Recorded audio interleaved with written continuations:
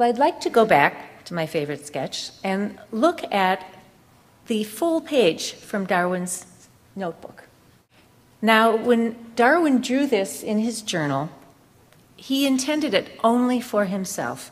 His journals were his method of keeping track of his own thoughts and observations.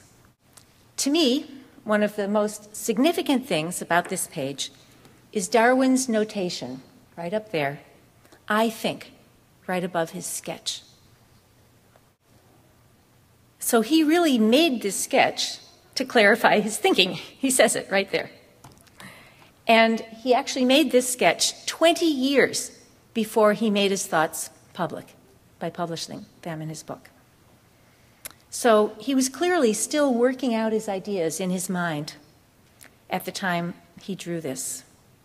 And so what this image demonstrates to us and to the whole world is that this process of visualization is a very important part of the process of thinking. Visualization is an important part of understanding. And I could even go so far as to say that in many cases, visualization is one and the same as understanding. I don't know how many of you have ever seen this, but it's the 20th century equivalent, really, of Darwin's sketch. It's the first conceptualization of the now very famous double helix, the three-dimensional structure of DNA. And it was drawn in 1953 by Francis Crick when he was still a graduate student.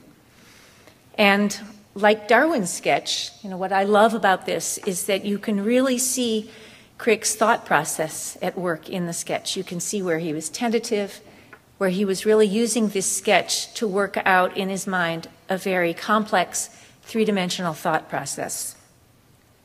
So these two sketches represent two of the most important concepts in all of modern science. And both of these concepts emerged out of the process of visualization.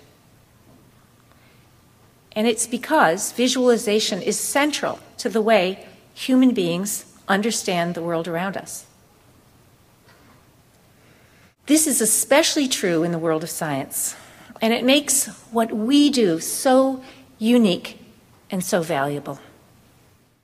But right now, there's something happening in the marketplace that's never happened before in the history of the universe. We have both an unprecedented explosion of information and an unprecedented explosion of new imaging and media technologies. It's just happening all around us. So now the visualization of complex information is more important than ever before.